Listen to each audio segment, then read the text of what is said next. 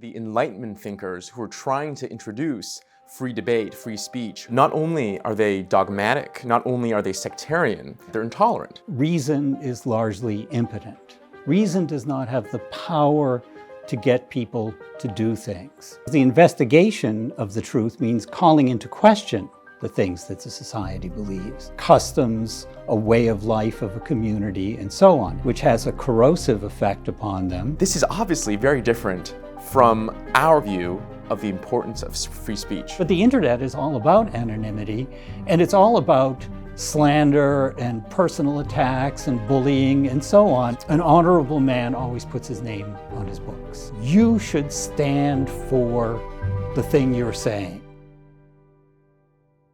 Diversity of opinions is bad. Debate is not a sign of health, and rational inquiry destroys communities. These are the conclusions of one of the greatest minds of the Enlightenment, Jean-Jacques Rousseau. And my guest, Christopher Kelly, a top Rousseau scholar, is going to help us understand how Rousseau possibly arrived at these conclusions.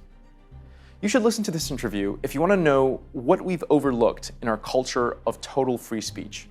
And the short answer is this: sometimes it is the duty of an author to courageously challenge opinions, but other times it is the duty of an author to self-censor and not interfere with the majority view, even if it's wrong.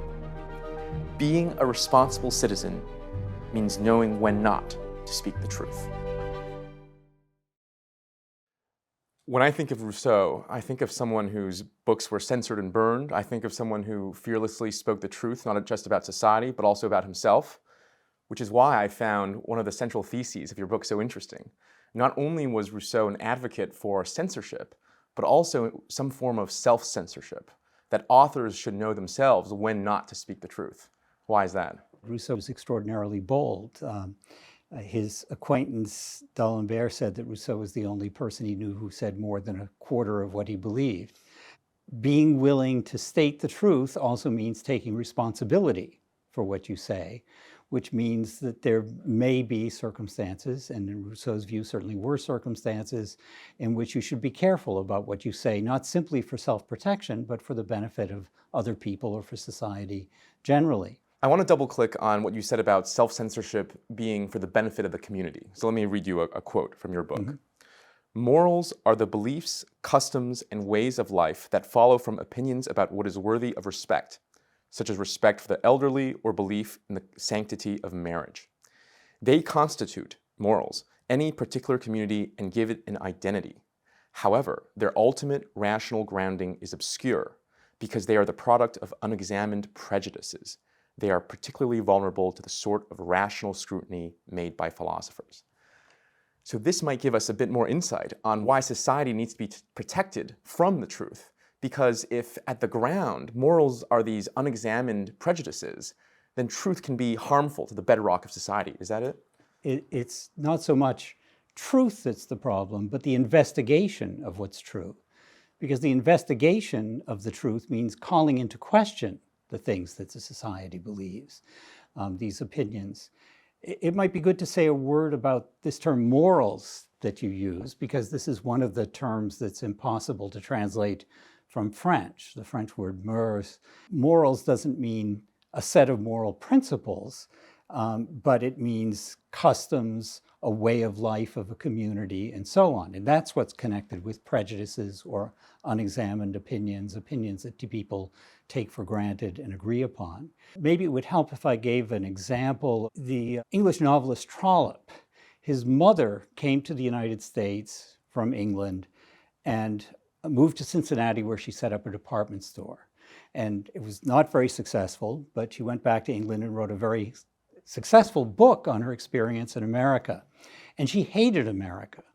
And one of the things that she hated about it was the way in which her employees in the store and the people she hired to be servants in her house didn't treat her with the proper deference.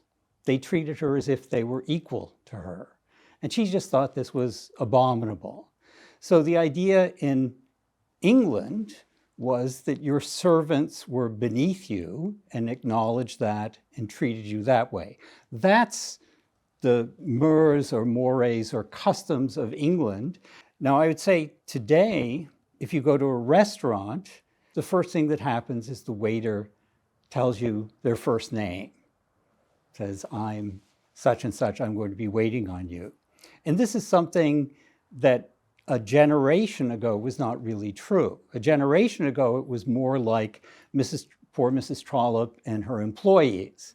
The waiter is someone who is performing a service for you, but isn't your servant. And so a sort of formal distance between the two of you expresses that. Restaurants have decided over the course of my lifetime that they want to give an informal experience. And therefore, the waiter is trained, present yourself as the friend of the person you're waiting on. But of course, there's something phony about that because they're not your friend. So we moved from the morals of England, and this isn't exactly a moral principle, but it's connected with moral issues of deference of the lower classes to the upper classes, to 19th century America or 20th century America, in which there's this formal equality where we're equal citizens, no one's better than anyone else, and the employer isn't better than the employee. We're all equals, but we're not friends, right? To this idea that somehow for the evening we are now friends, and informality is part of our democratic morals. I think it's clear when we look at these morals or customs, they're not grounded to us by reason. Whether we treat our waitresses or waiters as friends or as subordinates, it's through imitation, mimesis, upbringing, art, media.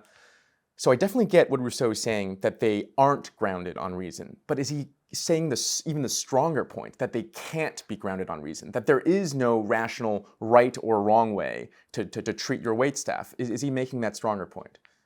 I don't think he's exactly making that stronger point. What he is saying that effectively there is no way of having that grounded on reason for everyone in the society. Not everyone in the society can live on the basis of a rational understanding of all of the customs that they have and the way in which they relate to other people. So you can arrive at improvements in the customs and say, these customs are bad because they have these terrible effects upon people and so on. Here's a better version.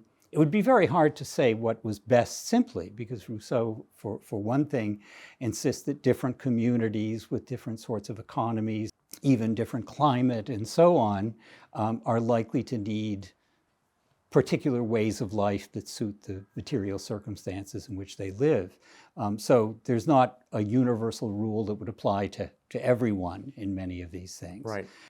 One of the most interesting observations you made about Rousseau is that Rousseau claims that the Enlightenment thinkers who were trying to introduce free debate, free speech, rational discourse, who were trying to use reason to justify everything in that religious worldview, they are the intolerant ones. They are the dogmatic ones. Can you elaborate on why he thinks that is? Once reason gets involved in political life, and that means intellectuals, philosophers, and so on, they become wielders of power or seekers of power rather than simply rational sources who don't seek to have any influence.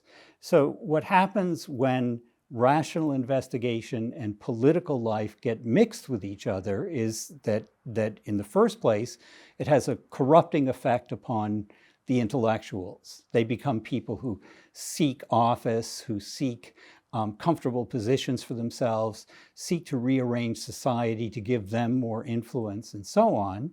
Then this has a corrupting effect upon the society because they gain influence by challenging opinions, by undermining the opinions of people who aren't like themselves, attempting to control the opinions of people who aren't like themselves, and so on. Right. Is this another way to frame it? A society that held free speech, rational debate to the highest standard over, let's say, religious belief or community feeling, that's dogmatic because it only represents one epistemic mode of knowing, and specifically an epistemic mode of knowing that's advantageous for this intellectual class. So that's why it's sectarian. It's one way of trying to usurp power. Is that a good understanding? Yes, there's a famous book on the Enlightenment by Peter Gay called The Party of Humanity. Well, they're a party, right?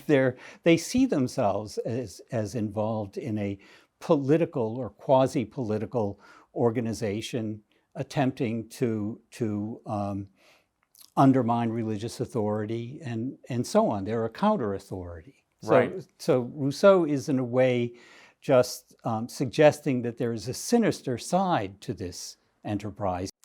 But not only are they dogmatic, not only are they sectarian, the really interesting claim is that they're intolerant. Because we usually assume intolerance with religious people, and we assume tolerance with this rational, liberal mode of being. But I think what Rousseau wants to say, tell me if I'm wrong, is the religious mind is actually quite tolerant to many things that don't attack its central conclusions. But in a world with reason, that thinks that reason should be the final arbiter of everything, that gives this party of humanity the license to go into everyone's aspects of all parts of our lives and to change things. So it becomes ultimately intolerant. He says that they seek to become the controllers of people's consciences in the same way that priests did. And an example of this from Rousseau's novel, Julie, there's a wife who's quite religious, who's married to a husband who is deeply skeptical and perhaps even an atheist. And Rousseau says he wrote this book to try to show religious people that a religious skeptic could be a moral person. The husband is still a decent person. And he wrote the wife to show people who were anti-religious that religious people could be decent, charming, open-minded people. And what he said happened was that the religious people, the fanatical, bigoted religious people, and the radically anti-religious people united against him because they both hated one side of the message that he was delivering. So to go back to our question on censorship, when it comes to morals, when it comes to customs, Rousseau's position seems to be don't ask, don't tell, or leave it alone. If you're in America and you have a friendly relationship with your waiter, the idea is that the government should not be so hospitable to people who attack that position and want to introduce hierarchy. But if you're in England and you have a hierarchical subordinate relationship, the government should censor those egalitarian opinions. Is that roughly right? Well, Rousseau does suggest that the government has a role in censorship. He approved of the Roman institution of the censor. He also had a very strong sense of the limits of what the government could do in censorship. In his letter to D'Alembert, which is over the question of whether Geneva can solve the moral concerns of the theater through censorship, only put on good moral plays. And Rousseau says that doesn't work. First of all, many plays appear to have a moral message, but really don't. It's a very subtle matter, and he discusses plays in details to try to show how complicated that is. But he also says that if the government tries to censor plays in a way that runs against public opinion, it will be very easy for the theater companies to make the government the butt of jokes and so on. I'll give another American example. Boston was considered a very puritanical city, and they would ban plays and ban movies and not allow them to be shown. And so this was a notorious thing. But during the 60s, it began to be the case that people sort of loosened up about this. And you may have heard of the musical Hair. This is a hippie musical in which the culmination is the actors all taking their clothes off on stage. And this was banned because public nudity was not allowable. But this was regarded as ridiculous in 1969, 1970, whenever this took place. And the censors, had the law on their side, but public opinion was such that this is totally preposterous. And then there was a court case, and it was allowed to be performed, and nothing was ever censored again in Boston. If the government doesn't have the support of public opinion for what it's censoring, the most it can possibly accomplish is to determine things when the public doesn't quite know which way it's going on it. The one exception to this that he gives is he tries to show how it would be possible for the French government to, if not get rid of, at least radically limit dueling. Now, dueling, it's a terrible thing because it means that someone who's a very good swordsman can say anything he wants to people, and they'll be afraid to challenge him. And he can challenge anything that anyone says and kill the person who says something he doesn't like, or make the person appear to be a coward. So it's a terrible thing. And so the government makes it illegal. But people still keep dueling. They keep dueling because they believe that there are certain things that you just have to fight a duel over. That if someone calls you a liar in public, you can't let them get away with it. So he suggests that, since dueling is something that follows a code, it's not just shooting someone down in the street, you can set up what he calls a court of honor. If you want to fight a duel, you go to the court of honor and get their permission to fight a duel. And in the first place, there are lots of things that people fight duels over that no one thinks is a good thing to do, and they can easily get rid of those. And they can gradually make it more and more difficult to get permission to fight a duel. So Rousseau does say you can do things gradually that way, but just passing a law to say no dueling doesn't do it. You have to find some way to act upon people's opinions. And their opinion is dueling is the right thing in some circumstances. Well, start scrutinizing the circumstances and start making stricter and stricter requirements for what's allowable. Rousseau doesn't suggest that you'll ever simply get rid of dueling unless you manage to corrupt people and get them to believe there's nothing, honor doesn't mean anything, respect doesn't mean anything, and that's where we are in the modern world. Well, although I do think that if you think about the number of acts of violence by young men against young men in American cities and other things, it really is a question of respect. Right, I'm sure there are some instances in which someone is just robbing someone and kills them, but I think many acts of violence are questions of respect. So Rousseau's view on censorship and what the government can do is clearly not tyrannical. It's also not lazy in the sense that whatever the moral customs of the current community is the best one. There is a possibility of gradual change, it seems like. So it sounds like what the government can really do to protect and to censor is to censor those hostile opinions to the public opinion, right? So if I'm in a purely Christian nation and someone publicly advocates for open atheism, that's something the government can come in and step in and censor effectively. So it's something like that. Is that right? Yes, that's right. Rousseau's civil religion and the requirement that there be a religious oath for citizens in a good community and so on requires atheists lie about their atheism.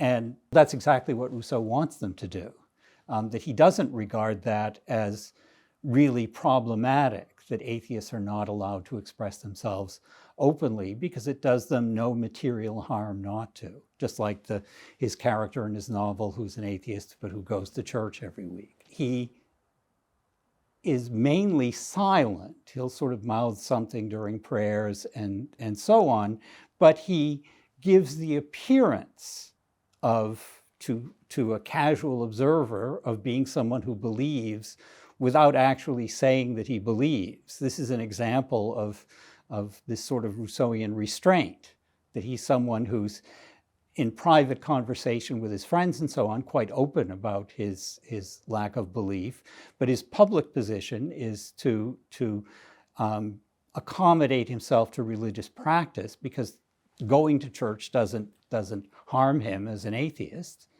Let me read you a quote from your book. In the context of religion, the goal is not the active suppression of disbelief, but a necessity for non-believers to profess a certain respect for Christian morality and equity. The primary concern is that citizens show respect for certain doctrines, customs, morals, and not whether every single citizen actually believes them.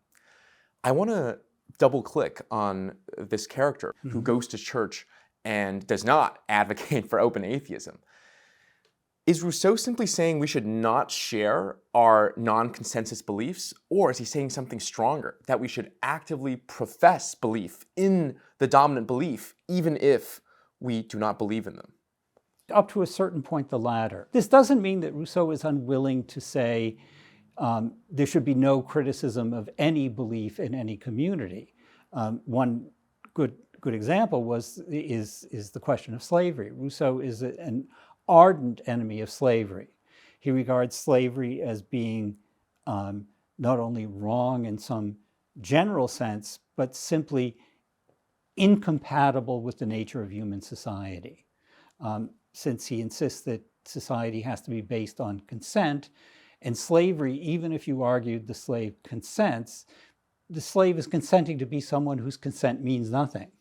Right? So that's simply a logical contradiction with what it means to be a human society, right? To have such a relationship. So he's an ardent criticism of slavery in living in a world with a slave trade sanctioned by the French government. So Rousseau's advocacy for censorship is clearly not total. He's clearly not saying you can't go against the dominant public moral opinion. I think he wants to remind us of two things, at least two things. One of them is that reason is quite impotent, and reason is often used as a guise for parties to gain political power. But the second thing that he wants to remind us is I think there's a great cost to challenging the morals and customs of a tight community. So there are some instances where it does make sense to go against that cost. Slavery might be a good example. So obvious question is, what is the cost? Why is it so important for communities to share the same customs and morals? You brought up the very good point about Rousseau's belief that reason is largely impotent. Reason does not have the power to get people to do things. And so the question is, what is the motive? In some cases, people will argue that it is in your interest to be just, because if you're not just, then other people won't be just to you, and so on. So self-interest should be enough to make you just if you're given a rational demonstration. And Rousseau says that's true some of the time, but isn't it actually in your interest to pretend to be just while successfully manipulating other people, finding ways to dominate them, and pretending to be just? Isn't that really much more to your interest? So then you could say there are other people in the social contract tradition, Hobbes would be an example, who says fear is the passion to be reckoned on. You make people afraid that they'll get punished. And so you need a very strong police force, a very strong sovereign, right? And Rousseau says that fear is effective for preventing people from doing things. But if a community really wants people to act together in a positive way, fear just isn't enough to do it. So fear and interest don't work. They don't do the job. And so what else is there? And the category that Rousseau uses to describe this is persuasion. And he distinguishes convincing people and persuading people. I can convince you of the Pythagorean theorem by giving a demonstration of it, right? Then you've got a rational conviction that this is true. But a rational conviction that you should be just in a way that's more than just negatively obeying the law and so on requires more than reason can provide. So therefore, persuasion is necessary. You need to persuade people, and persuasion always means appealing to emotions, to feelings, to tradition, to custom, and so on. And so we're back to these beliefs that people hold that tie them into a community with other people who hold the same beliefs, but that those beliefs don't necessarily stand up to rational scrutiny and can be undermined or corroded by it. John Rawls, in A Theory of Justice, says that Rousseau thought people couldn't live together in peace with other people who they thought were going to go to hell. And he says, Rawls says, history has shown that's not really a problem. People really can live together at peace with people who they believe are going to go to hell. And I think that would be more plausible in 1971 when Rawls wrote A Theory of Justice, when religious controversies were not really a major factor of American public life than it is now. I think now we see a great deal less tolerance toward that, and also less tolerance on the part of the non-religious people toward people who think they are going to go to hell. And so Rousseau thinks these things really matter for a community in the long run, and that a community really can't stand with extreme divergences on those sorts of questions. Right. So what it means for a community to be a community is not only being tied together through material self-interest or through force, physical force, but to share a coherent set of values. So it's unity rather than diversity. That is the essence of community. Yes. Rousseau is very skeptical about the possibility of there being good, healthy politics in large, diverse communities. And so when Poland, having just gained independence from Russia, they asked him for advice about setting up a government, and he said the first thing they should do is give Lithuania its independence from Poland and make Poland smaller, more culturally unified, and that would be an important first step for making it into a healthy society.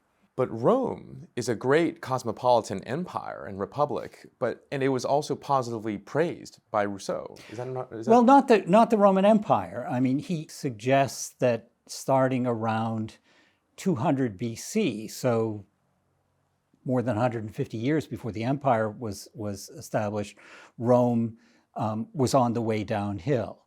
So I think that you could say that when Rome was still a republic and had conquered most of what's now Italy, he regarded it as sort of the outer limit of what was possible for good society. But the fact that it was continuing to conquer places was that Rome was on the way down. So America just completely fails on all these dimensions. It's sort of huge, it's cosmopolitan, it has genuinely diversity of opinions. Certainly, he would be quick to say that federalism in America is very important for being able to work successfully. That state and local governments, which are rather more important in America than they are, say, in France today, where local government means very little and the national government is always everything. I see. So this is a great segue to talk about the next domain of censorship. We talked about censorship in morals, right, in customs. What about in government policies and principles? What are Rousseau's views here? Yeah, people who will accept the account that I've given of the importance of prejudices, customs, and so on, ask, what about Rousseau's social contract? He wrote a book in which he gives an account of political principles which seems to be at odds with many governments that exist. What about that? And I think that Rousseau's argument is that the understanding of these principles of government, which first of all don't eliminate the possibility of various forms of government. You can have, on Rousseauian principles, a monarchy, you can have an aristocracy, a democracy, and so on. But it is important for the citizens to understand the principles by which they are governed, and particularly their role as citizens. And that's something which there can be a rational demonstration So when it comes to government policies and principles, it sounds like the room for free speech is a lot greater than morals and customs. Is that right? Yes, Rousseau insists that laws should always be done by the people as a whole. Things we would understand, for example, constitutional principles. That's a decision for the community as a whole to make and to have free discussion over. You can't make a decision without having discussion of it. And so his insistence is he's hostile to forming factions, to interest groups, but he is very much in favor of individual speech. The people decide what the laws are, or we could say what the Constitution is.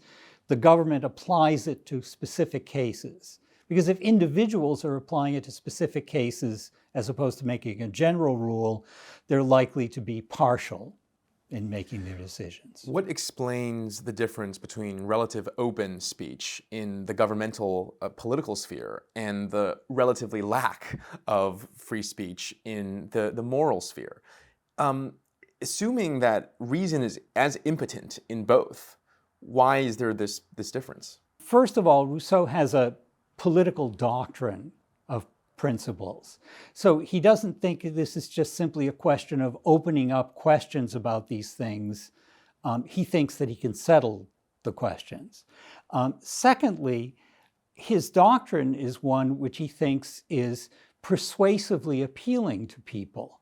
To tell people that you shouldn't let other individuals push you around, that you should play a role in the general rules in accordance with which you're going to live, is something that can have a certain persuasive force. So the answer sounds like that reason is a bit less impotent in persuading and communicating political principles than it is, for example, getting you to treat your waitress as a subordinate rather than an equal. Yes. Let's move on to the third sphere of potential censorship that Rousseau discusses, which is the censorship of purely speculative opinions, philosophy itself, that has nothing to do with politics or our morals. Something like whether there are a singular world or multiple worlds, something like the mating behaviors of beetles.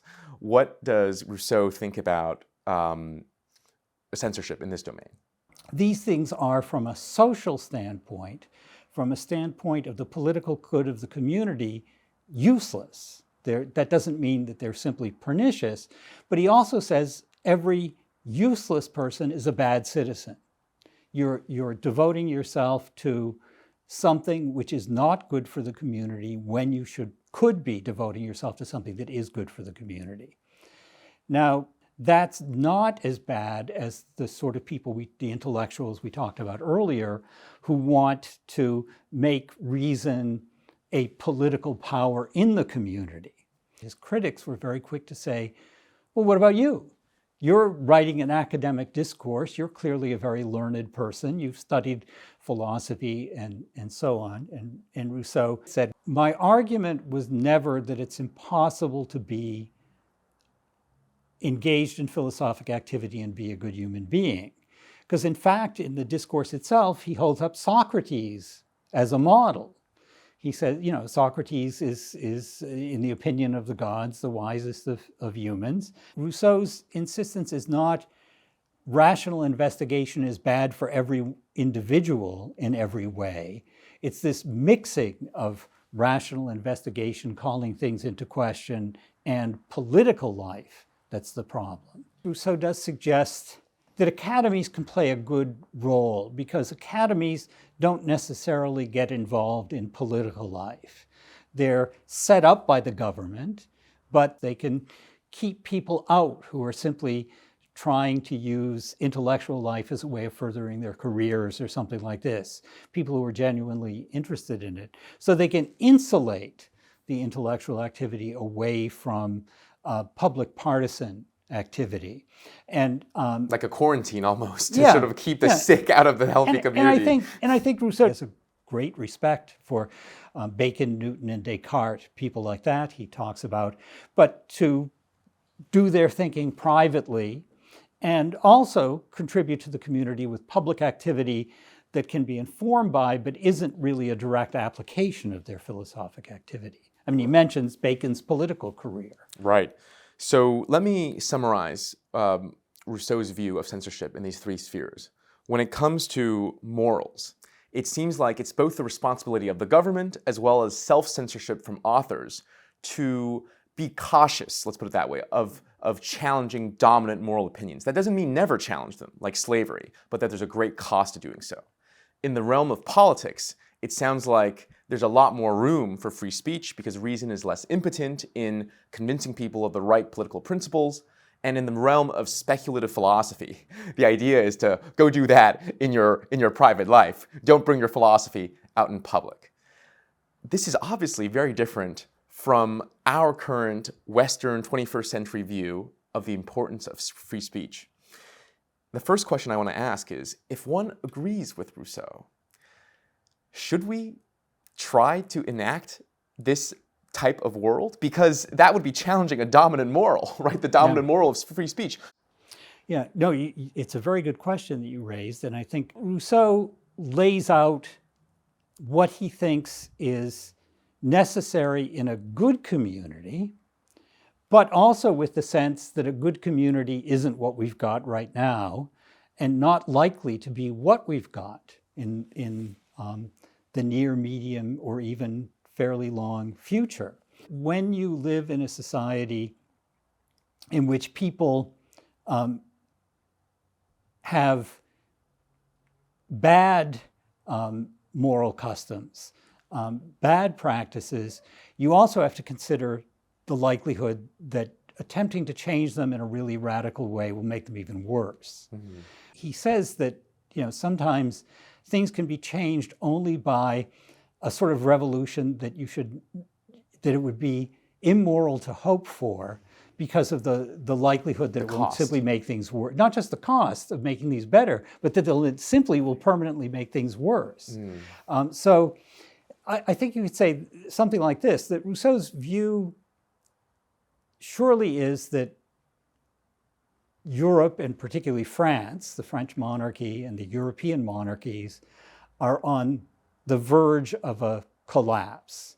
They've just become so corrupt, so tyrannical, they can't go on.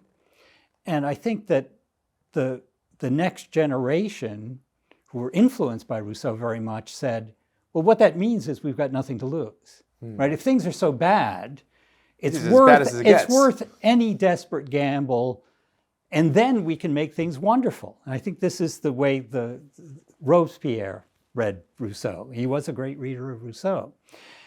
Rousseau, however, would say for a wide variety of reasons that that's not the right conclusion, because things aren't quite as bad as they can get yet. And so therefore, the best we can do is to slow down the corruption, to slow down the disaster, and possibly make, as we were talking about before with respect to dueling, gradual improvements in some way. But he's not hopeful about revolutionary changes bringing about things for the better. It may be the only way at a certain point. But he doesn't think that even a place as corrupt as France is quite at that point yet. Right. So take someone with his opinions about the necessity of censorship in our current free speech society. They might just have to shrug their shoulders and say, well, it could get a lot worse than what we have now. So the best thing we can do is just play by the rules and do these things in private. People talk about social media as a corrupting force in society, and so we should suppress all of that. But suppressing all of that for people who live their lives in terms of it doesn't mean they immediately start engaging in healthy activities. They're at a loss, and being at a loss means they might start behaving worse than they do now. And I think that's a sort of Rousseauian caution on that sort of point. So it seems like when Rousseau advises authors to self-censor, to sort of censor themselves even when they are about to speak the truth, is that you should only speak truths that are beneficial to a society. Here's my fundamental question/objection to this advice, which is, how does one know whether something will be beneficial or hurtful? Let me give you an example. Deng was asked hundreds of years after the French Revolution what he thought it was a good thing or bad thing, and he famously said, "It's too early to tell." It seems like it would be philosophical hubris and pride of the first magnitude to be able to tell not just whether the ideas you introduce are good enough for your current world, which is a tough enough task, but whether its influence on history is going to be good or bad. So how is an intellectual supposed to know? It is impossible to know the effects in the long run. However, I think that Rousseau thinks it would be irresponsible not to make a really earnest effort to figure out. There are certain sorts of sub-political moral transformations that Rousseau really attempted to perform and was somewhat successful in doing, like, for example, using his novels to convince people that marriages should be based on love and that families with a mother and father who love each other and are devoted to their children and want to be good citizens because that will make things good for their children. This sort of caught on, and this wasn't the view of marriage and the family in pre-revolutionary France, in which it was, Laissez-faire. but it was also making connections between two different families. It wasn't the love of the individuals, because that they'd take care of for themselves with someone who might not be their husband or wife, right? And so Rousseau did bring about a transformation which he was confident would be an improvement for a long period of time. It would be an act of intellectual hubris to think that you can come up with a reform of things that will have beneficial effects for the long run. That doesn't mean that no one can do it or no one can make good guesses on these things. And I think Rousseau was someone who thought he could make good guesses on these things. Right. Here's probably the biggest objection. So I'm not necessarily disagreeing that certain truths can be hurtful to helpful prejudices in society, but think about, let's take a marriage or a relationship of friends where you know the other person is not communicating to you the truth, where language itself has broken down. If I live in a society where I suspect no one is really speaking their mind because they're all trying to present the most edifying vanilla positions, isn't that a terrifying type of culture in itself to live in? Yes, but we have to say right away, this is what Rousseau says is the culture we do live in. Whether this is the culture of aristocratic France before the Revolution or the culture of America now, Rousseau says there are lots of professions of friendship, professions of wanting to serve other people that are concealing manipulativeness, selfishness, and so on. When we think about other people, we're always thinking about ourselves.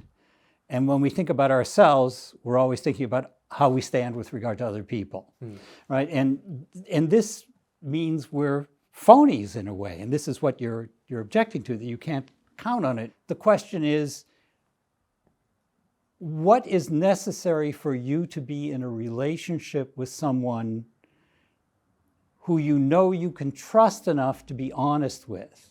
Doesn't it mean you have to have lots of things in common and shared beliefs about what's truly important, and so on? And if you don't, and you simply regard this other person as a part of the network that you make in order to advance your career and so on, you're always using them for some advantage for yourself. Rousseau really does suggest that it's people who share certain beliefs and customs and so on who really are capable of a sort of communication with each other. So the interesting response to my question is, Jonathan, a culture of complete free speech as we have now does not help this. It does not prevent this culture from forming that you're afraid of. But the much more interesting part of that response is that a culture of censorship, where you make people more homogenous and more like each other, and therefore more trusting, might actually bring about the positive culture you want. That would be the Rousseauian response.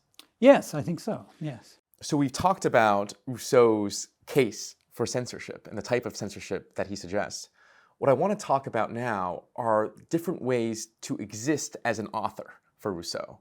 And obviously, the first thing that comes to mind is what people have called esoteric writing.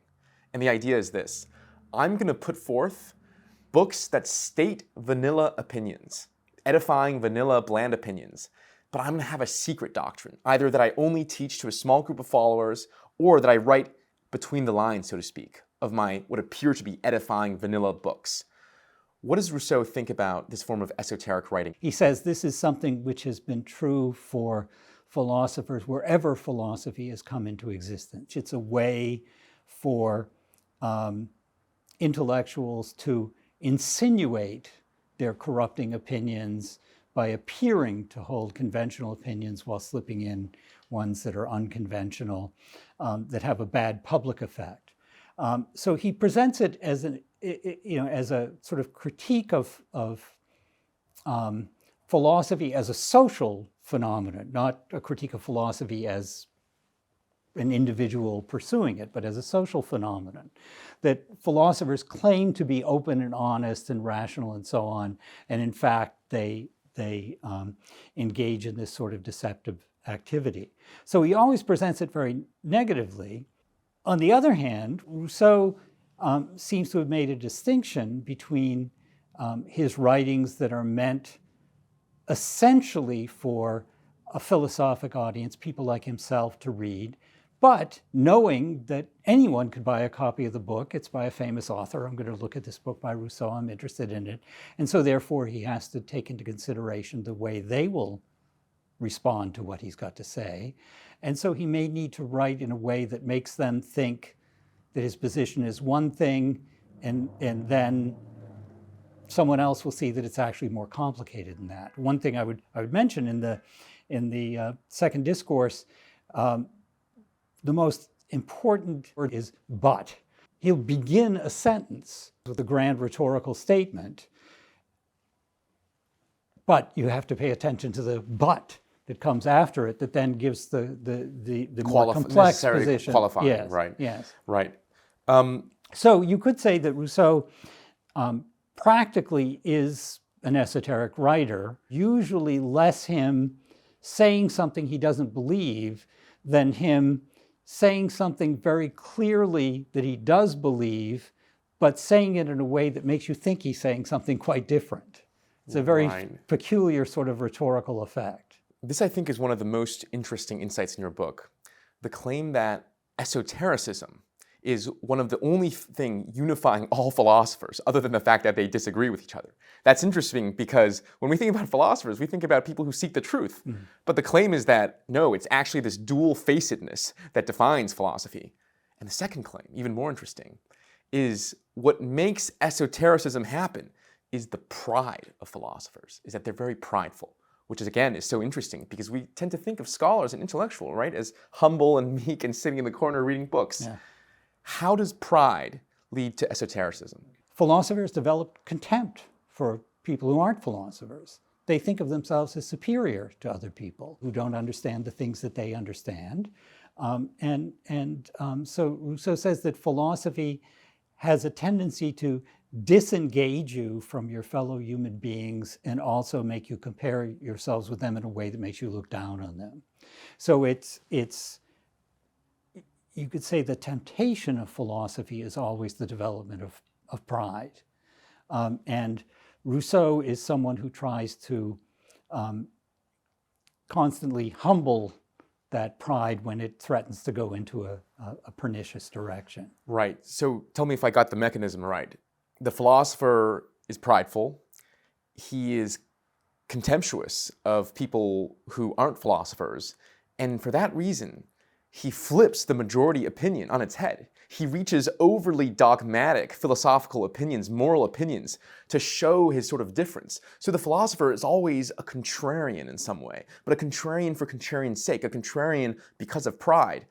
And of course, that's why you need to be an esotericist. Yeah. It's because once you're hostile to the group because of your pride, now you gather a small community of like-minded thinkers to further gratify your ego. You realize that it can be dangerous to express your hostility to the opinions of the community, right? You see what happened to Socrates, right? So there's a defensive aspect to it, but there is also this aspect of cultivating a small group, of the in-group who understand. Rousseau is regularly will make a distinction between genuine philosophers and so-called philosophers, or the people who today we call philosophers. And the people we call philosophers tend to be very much these people who are infected with this very pernicious pride and so on. He really does think that, for example, Descartes and Newton and Bacon were interested in what their reputation was going to be later on, but they weren't not as the primary thing. Not interested in winning a popularity contest or gathering around them a bunch of people who would flatter them and so on. And so they're genuine philosophers. So they may have a certain sort of interest in glory or their reputation ages hence, something like that, but they're not really interested in setting themselves apart from other people as just a manifestation of their pride. Right. I want to explore another response of writers that is, in some ways, the opposite of esoteric writing, and that's anonymous writing.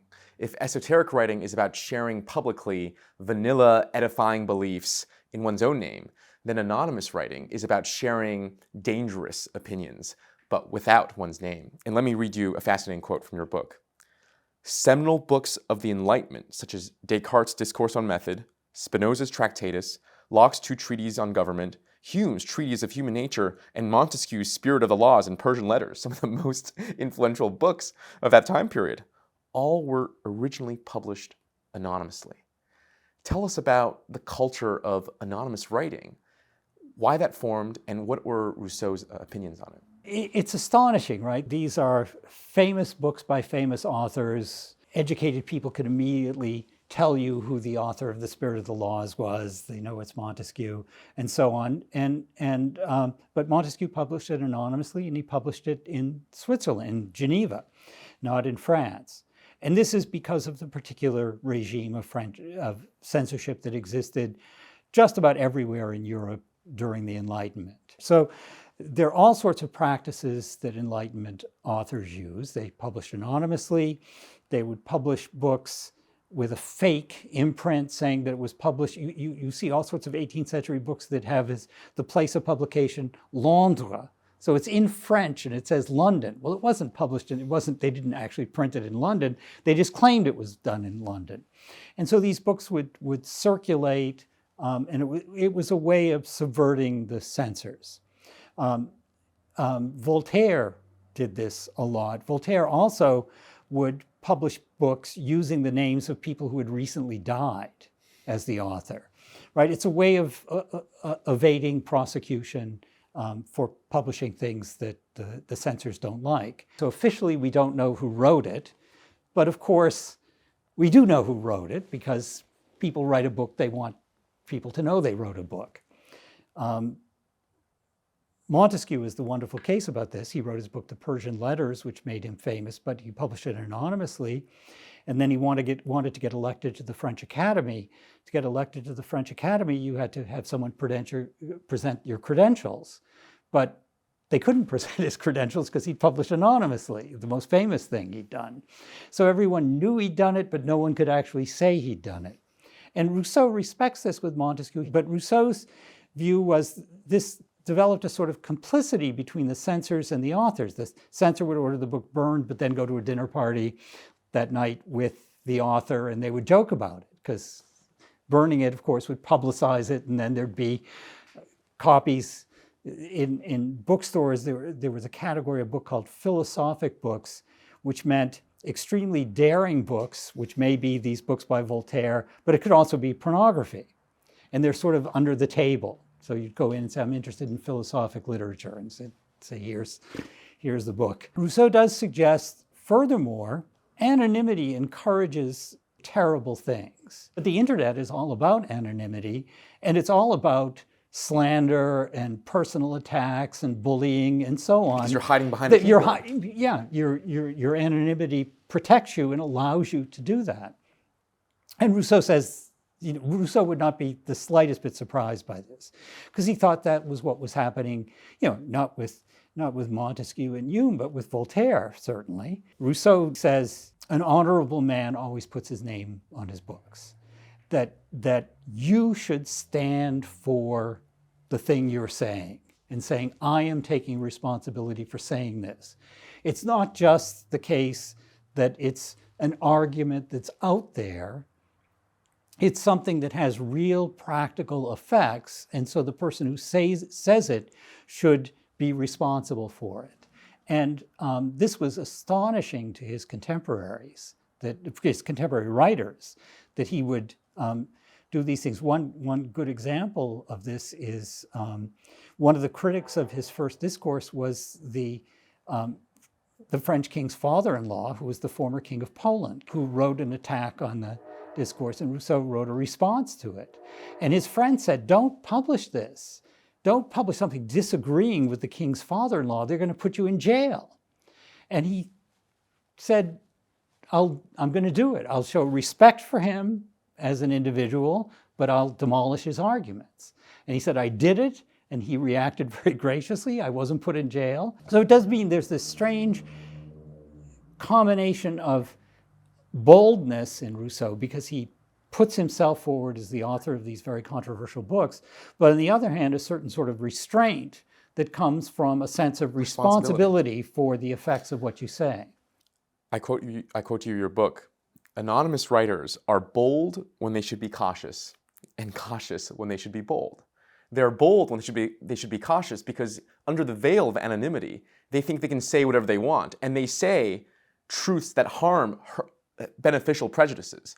And they are cautious when they should be bold because they don't put their names on it. They don't take responsibility for it. So what I'm hearing from your answer is that there's at least 3 issues with anonymous writing. The first one is that a lot of anonymous writers claim that they don't care about vanity, right? That's why they do it anonymously. It's just for the truth. But the Montesquieu case shows, no, you are just as recognized amongst the elite circle that you care about. And this happens today on the internet with pseudonymous accounts. So I don't know if you're on Twitter, but there's a lot of pseudonymous accounts. Everyone knows who the pseudonymous accounts are, at least in the circle which the pseudonymous writer writes in. So you actually do gain your glory, your vanity still. But the issue with that, the second issue, is that it makes for irresponsible writing. And you can see this, again, on the pseudonymous Twitter accounts where they're just attacking people because there's no repercussions to their actual lives. But the most interesting thing about what you just said is that it actually makes the government censors irresponsible because it separates the book from the author. And suddenly you can just censor anything because now you don't have to deal with the person behind the book. Is that right? Yeah. In fact, Rousseau's experience with the French censorship up until the point where the warrant was issued for his arrest were tense but fairly good, because the French censor during most of his career instituted a policy of tacitly allowing certain things without actually endorsing them. The trouble with the system of censorship is if you allow a book, you're saying, here's the government seal of approval for it. And the head of the Censorship Bureau's opinion was, well, there are lots of books that we don't want to endorse, but we do want to permit. So we can't put it through the usual censorship, because if we do, we then have a government seal on the book saying approved by the government. And so he would allow what he called illegal permission. And Rousseau took advantage of this, but you can see there's something peculiar about a notion of illegal permission, and it's certainly quite open to abuses. And Voltaire once said, whether your book gets allowed depends upon whether the censor is a friend of your friend or a friend of your enemy. I think the orienting word and idea that ties together everything we've discussed so far today is the word responsibility. Yeah. When we talked about censorship and why it's important to censor certain ideas, it's because ideas don't stop at the ideas level, that they have a real impact on people's lives. And this is why morals need to be protected even from certain truths.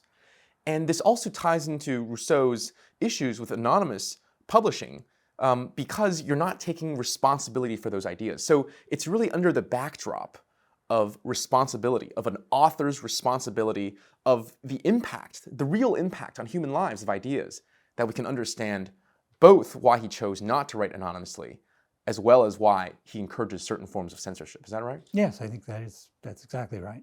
So I think in your book, you've rehabilitated Rousseau a lot for me already.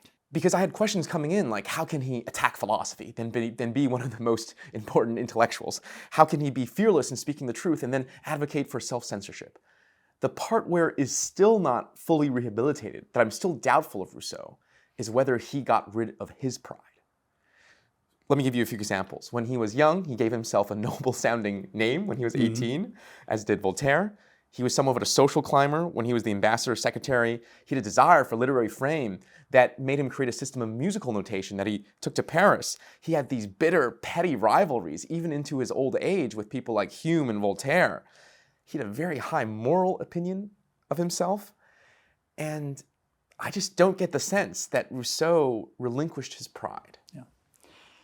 It's a very fair question. I would say certainly Rousseau taking a de as part of a pseudonym that he used when he was 18 is very different from Voltaire, insisting that everyone refer to him as de Voltaire. Still. When he was 70, right? And to devoting his life to becoming rich enough to be able to enforce that. But it is also true that Rousseau says that once you develop pride or vanity, it really is the hardest vice to cure yourself of. And he, when he arrived in Paris when he was just about 30 years old, coming from the provinces, where he felt unappreciated and wanted to come and make his way and he wanted to be a success. A celebrity. And he tried all sorts of things. Playing chess and he was a good chess player, but not a great chess player, right? And so on. And it took him almost a decade before he did become famous. And then he became famous beyond anyone's wildest dreams. I mean, in a period of less than 10 years, he became famous as an intellectual writing the discourses, but he also wrote the most popular opera in France in the 18th century. He wrote the most popular novel in Europe in the 18th century. One of the things that made him even more notorious was when he gave up on living in Paris, where he was feted and invited to every place and offered pensions and things like this. But he left and went out and lived in the country and barely set foot in Paris. Of course, there's a sort of pride in doing that, right? Although it's pride of renouncement. Yes, but it's a different form of pride, and I think that in his last work, The Reveries of a Solitary Walker, he really does show how much he wrestles with this, because there are some of the little essays that make up this work in which he presents himself as someone who is, obsessively concerned with injustices that have been inflicted upon him and very much concerned with other people's opinions. And then there are also other ones in which he shows himself to be really quite independent of those things, not caring very much about them, and also laughing at himself for those occasions in which he does get wrapped up in that.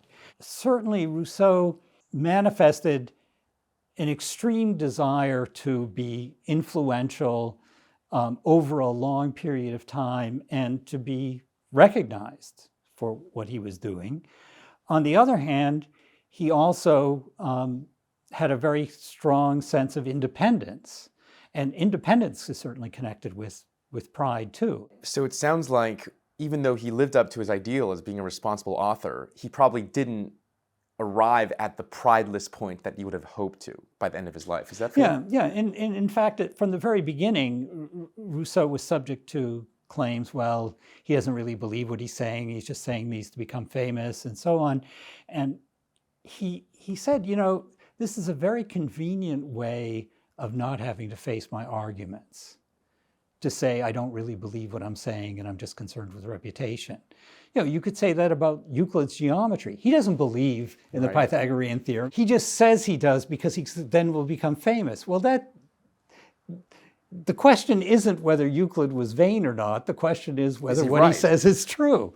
And Rousseau says that to say that it may be that, like most human beings, I don't live up to what I regard as the highest standards. That shows a problem with me. It doesn't show a problem with my standards. Right, right. But it is interesting that he did live up to his authorial standards, Yeah. it seems like, right? Yeah. So we talked a lot today about what doesn't work, reason, philosophy, arguments. In your book, you also draw out what Rousseau thinks does work, the positive side. So instead of reason, community is going to be grounded on imitation. Instead of philosophy, we're going to have art. Instead of getting arguments, we're going to have heroes. So I want to both thank you for this current interview and also invite our audience to listen to our next interview on art and heroism. Thank you. Well, thank you, John. Thanks for watching my interview. If you want to go even deeper into these ideas, then join my email list at greatbooks.io. You'll not only get lectures and interviews, but also transcripts, book summaries, and essays, all to help you explore the most important ideas in history. Now, in this interview, we touched upon Rousseau's suspicion of reason, but that was only the tip of the iceberg. For the rest of that iceberg, I suggest you check out Rousseau's first discourse. And the thesis of that book is that science and art not only corrupt society, but literally bring about the end of civilization. If you want to know why one of the greatest minds of the Enlightenment attacked Enlightenment itself, then go check out my lecture on the first discourse. You can find links to everything we discussed today in the description, as well as on my website, greatbooks.io. Thank you.